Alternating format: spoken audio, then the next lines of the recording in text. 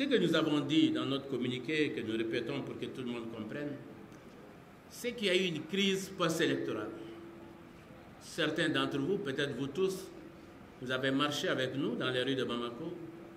Les gens ont marché de Gao à Yélémané, les gens ont marché à New York, à Paris, à Hambourg, je ne sais où d'autre.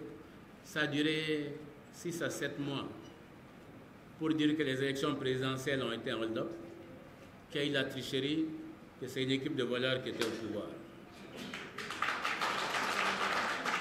Quand il y a ça, on ne peut pas faire comme si tout allait bien. Quand la CEDEAO est venue ici, et nous l'avons mis dans notre communiqué, ils ont rencontré tout le monde. Le président, déclaré élu à nous autres, déclaré perdant, en passant par les partis politiques, en passant par la société civile, les religieux, etc. Tout le monde a dit que la situation n'est pas bonne, qu'il faut absolument se mettre d'accord sur un code électoral consensuel avant de faire une nouvelle élection. Ça, c'est depuis 2018. Si ma mémoire est bonne, depuis octobre 2018. On est en janvier 2020. Rien n'est fait. Rien n'a été fait. Nous disons qu'il aurait fallu faire ces réformes, faire ces discussions pour qu'on se mette d'accord. À la dernière réunion avec le ministre, même le cadre de concertation habituel, ce qui devait y être fait n'a pas été respecté. Tout simplement, dire aux partis politiques, aux invités, voilà le projet de chronogramme que nous comptons mettre sur la table du Conseil des ministres. Et la réunion a eu lieu le mardi. J'ai eu la chance d'être ministre. Ce n'est quand même pas le mardi soir qu'on prépare un dossier pour le mercredi matin au Conseil des ministres. Ça veut dire que le ministre et les ministres qui y étaient, parce qu'il y avait 3 ministres qui étaient là-bas, savaient le chronogramme. La moindre courtoisie aurait été de dire aux partis politiques, voilà le chronogramme, et qu'ils donnent au moins leur avis. C'est bon, c'est pas bon, nous pensons qu'il faut rajouter cela. Ils ne l'ont pas fait, on a découvert le chronogramme du jour au lendemain. Et si on en revient aux conclusions du dialogue, le dialogue a dit qu'il faut faire les élections de sorte à ne pas prolonger le mandat. Il y a tellement de possibilités d'ici le demain pour relire les textes, pour faire en sorte qu'il y ait un texte consensuel qui préserve la sérénité, qui fasse en sorte que nous allions sur un droit chemin pour que nos élections soient désormais des élections crédibles et acceptées par tous. Nous sommes le seul pays de la sous-région où l'administration organise les élections du début à la fin. Il n'y a que le Mali. Nous sommes le seul où il y a un scrutin à 2 tours. Partout, on fait en sorte qu'il y ait de la proportionnelle pour que le maximum de gens soient élus.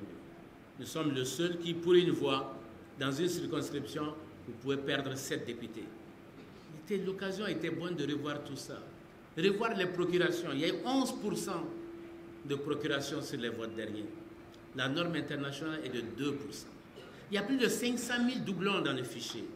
C'est connu et ça a été dit. Mais tout ça, on passe par-dessus tout ça et on y va. Voilà un pays.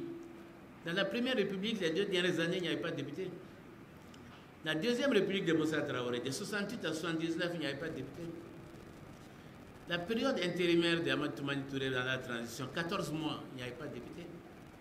Et les députés, même quand ils sont élus, ils ont une session de 90 jours, une deuxième session de 120 jours, je crois. De 120 jours. Mais au-delà de ça, mais ils sont ailleurs.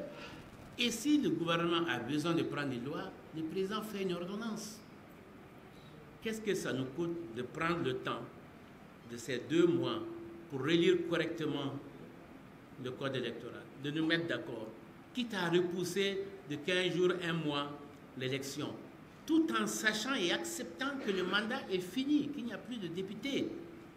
Il n'y a aucun problème pour nous de ce côté-là. Le 2 mai, les députés, les mandats sont finis. Mais cela n'empêche pas le processus. Actuellement, ils sont en congé. Ils ne reprennent le travail que le premier lundi du mois d'avril pour fermer avant le 2 mai. Voilà la situation. Donc on peut trouver quelque chose de consensuel pour essayer d'avancer. Le déni n'a pas tenu compte de tout ça. La CEMA, bien sûr. Et bien sûr, on me signale que les agents électoraux, c'est les enseignants. Hein. Bon, s'ils ne sont pas là-bas, je ne sais pas comment on va faire. Et dans tous les gourmands, en tout cas chez nous, même les écoles n'existent plus, on les a cassées, on les a brûlées. Il n'y a pas d'enseignants, il n'y a pas de maire, il n'y a pas d'administrateur, il n'y a pas de juge, il n'y a pas d'infirmier, il n'y a personne. Évidemment, le ministre s'est engagé à ramener la sécurité d'ici là, à ramener l'administration d'ici là, à faire en sorte que tout se passe bien d'ici là. Je sais que c'est un génie, mais enfin, le génie des Carpates n'existe plus. Il y a de la précipitation parce qu'il y avait des réformes à faire sur lesquelles tout le monde est convenu que les mêmes causes produisant les mêmes effets, si on fait les élections à ce niveau-là, c'est le hold-up, c'est de la triche, on risque d'avoir beaucoup de députés qui seront tout simplement nommés par le ministère de l'administration territoriale.